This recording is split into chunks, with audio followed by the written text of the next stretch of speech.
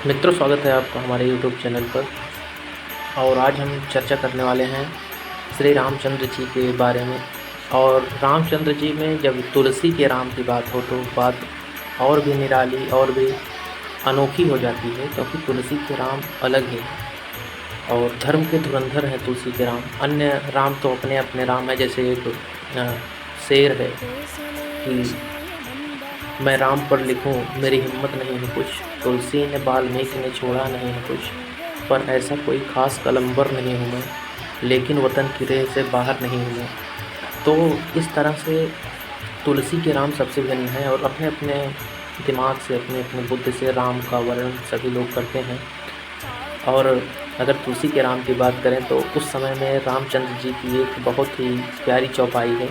जब रामचंद्र जी अपने सिंहासन पर सिंहासनारूढ़ होते हैं माँ जानकी के साथ तुलसी रामायण में, तो वो कहते हैं अपनी जनता से, जो अनीति में भांसो भाई, यानी कि अगर मैं कोई अनीति की बात करूं तो मोहि बरजेव भय बिसराई, तो मुझे भय के बिना रोक दीजिएगा, बरज दीजिएगा। अगर मैं कुछ भी अनीति कहता हूं तो उसको रोक दीजिएगा। आप सोचिए कि उस तरह जब एक चक्रवर्ती सम्राट होने के नाते श्री रामचंद्र जी पूरी तरह से स्वतंत्र थे और राजतंत्र में राजा का वचन ही शासन होता है, कोई लिखित संविधान उसका नहीं होता है। इसके बाद ही प्रथम संस्थापक कहे जाते हैं। प्रथम संस्थापक मेरी दृष्टि में तुलसी के राम हैं, जो ये कहते हैं कि जो अनीति में भांसो भाई, बरजिव तो मैं मोहि भय बिसराई। तो इस प्रकार से प्रथम बार भगवान कहते हैं कि नहीं, राजतंत्र जैसी कोई चीज़ नहीं होती, लोकतंत्र ही सब कुछ है। इस तरह के धर्म के धुरंधर भगवान श्री राम सदैव हमारे लिए पूजनीय थे, हैं और रहेंगे। और कहने को तो लोग बहुत कुछ कहते हैं कि ये ऐसा है, वैसा है, ये होना चाहिए, वो होना चाहिए, तुलसीदास जी ने गलत लिख दिया, ब्राह्मणों के पक्ष में लिखा और किसी के बारे में नहीं लिखा। चर्चा होगी, उस पर भी चर्चा करेंगे हम। लेकिन अभी पहले रामचंद्र जी के गुणों को, जैसे नीम में कड़वाहट तो होती है, लेकिन बैक्टीरियाज़ को मारने के लिए वो क्लिनिकली प्रूफ भी है।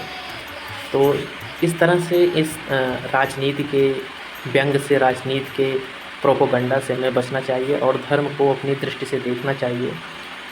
श्री राम एक ऐसी परंपरा है, एक ऐसी सीढ़ी है जिससे एक मनुष्य उनके वचनों का अनुपालन करके मनुष्य से स्वयं परमात्मा बन सकता है। यानी कहें तो कि एक पक्ष में भगवान श्री राम ने यह करके दिखाया कि वो माँ कौशल्या के अंक से पैदा हुए, बड़े हुए, वनवास किया, सब कुछ किया, रावण को मारा, अंततः वही भगवान मर्यादा पुरुषोत्तम बन कर दिखाए और समस्त मानव चराचर जाति को यह संदेश दिया कि राम बनना बहुत आसान है, लेकिन राम से ईश्वर बन जाना मुश्किल है। लेकिन यदि आप मेहनत करते हैं, उसका धर्म का अनुपालन करते हैं, नीति रहती है आपके अंदर, आप नैतिक रहते हैं, तो वास्तविकता में आप बन सकते हैं राम, बन सकते हैं भगवान। क्योंकि गांधी जी के भी वचन हे राम में कुछ इसी तरह की परंपरा छिपी हुई है, कुछ इसी तरह की नैतिकता छिपी हुई है।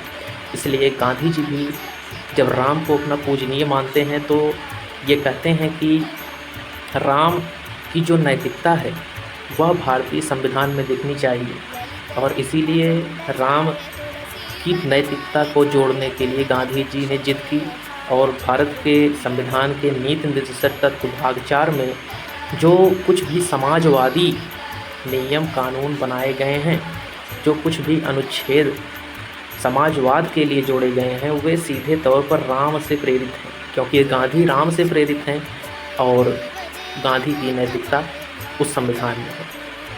इस तरह की तमाम चीज़ें लोग कहते हैं कि राम ने दबे कुचलों का सम्मान नहीं किया। तो अगर वे चाहते तो मित्रों कोई बड़ी बात नहीं थी। राम सर्वशक्तिमान थे, धनुर्धर थे और बलशाली भी थे, इसमें कोई दो राय नहीं। भगवान के ही सारे रिश्ते नातेदार, तरह तरह के लोग अपने राज्य में राज करते थे, लेकिन इसके बाद भी भगवान ने जब वनवास लिया तो उन्होंने किसी राजा को संदेश नहीं भेजा, यहाँ तक कि अपने भाई भरत को भी संदेश नहीं भेजा कि किस तरह से मुझे मेरे साथ आओ, युद्ध करो, रावण को हराओ। उन्होंने कैसे लोगों को चुना? वानरों को चुना। इनमें भी भेद है। जब आप वानर कहते हैं और बंदर कहते हैं, तो बंदर आप आज भी देखते हैं पेड़ से दूसरे पेड़ पर जाते हैं। बंदर अलग स्पीसीज, अलग प्रजाति है। लेकिन जब आप वानर कहते हैं तो वाह नर, वन में रहने वाला जो नर है, जो मनुष्य है, जिसको आज के टाइम पर हम लोग शेड्यूल्ड ट्राइब्स एसटी कहते हैं, भगवान ने उनका सहारा लिया, उनको साथ लिया और समाज के सबसे निचले तबके के लोगों के साथ होकर भगवान ने सबसे बड़ी विश्व की जीत हासिल करके दिखाई। किसी भी बड़े धनी मानी का सहारा नहीं लिया। ऐसी नैतिकताएं भगवान से हमें सीखने की ज़रूरत है। एक मनुष्य से भगवान बन जाने की सीढ़ी श्री रामचंद्र जी हैं, और वे यूँ ही नहीं बुद्ध शिरोमणि कहे जाते हैं, वे वास्तव में बुद्ध शिरोमणि हैं, इसमें कोई दो राय नहीं है। भगवान अपने आप में एक मर्यादा के स्तंभ हैं जो प्रत्येक मनुष्य को कुछ न कुछ सिखाते हैं, और रामचरितमानस की हर एक चौपाई का हर एक शब्द प्रत्येक व्यक्ति के लिए कुछ न कुछ औषधि है। अच्छा, सबसे बड़ी चीज़ की कालजयी रचना है। रामचरितमानस एक कालजयी रचना है। कालजयी का परिभाषा ये होती है कि जो अपने वर्तमान, भूत और भविष्य में भी जाकर प्रासंगिक रहे, वह रचना, वह व्यक्ति कालजयी होता है। अगर गोसाई जी के किसी भी चौपाई को आज निकाल दिया जाए और उसको पढ़ा जाए, तो बिना कोई हिचकिचाहट के सभी बता देंगे कि हाँ, ये गोसाई जी की लिखी हुई चौपाइयाँ हैं, क्योंकि इसमें राम इतने मर्यादित, इतने सुसंगठित हैं कि उनका कोई सानी ही नहीं। इन्हीं सभी शब्दों के साथ थोड़ी सी एक प्रसंग की और चर्चा करके मैं आपसे विराम लूँगा कि राम सिर्फ इतना ही नहीं है। जब आज आप देखते हैं कि कोई देश किसी अन्य देश पर आक्रमण करता है, जीतता है उसको, तो या तो उस पर अपना शासक बिठाता है, या फिर खुद राज्य करता है, या फिर वहाँ की अर्थव्यवस्था को अपने अधीन कर लेता है। लेकिन राम ने ऐसा कुछ नहीं किया। राम ने जब लंका जीती तो वहीं के राजा के भाई को वहाँ पर बिठाया, कहीं पर उन्होंने सब्जुगेट नहीं किया, ऐसे कोई भी उनकी भावना मन में नहीं रही। तो इसी तरह से राम मर्यादा की एक सीढ़ी है, मर्यादा की परंपरा है, और बताने वाले तो सबको बताते रहते हैं, किसी को नहीं छोड़ते हैं। समाज में कुछ ऐसे दुष्ट होते हैं जिसमें मुझे एक चौपाई याद आ गई, आपको सुना गया हूँ कि भगवान तुलसीदास जी कहते हैं कि दुष्ट उदय जग आर्थ हेतु, यानी कि दुष्ट का उदय जग को कष्ट देने के लिए होता है, जग की कमियां निकालने के लिए होता है।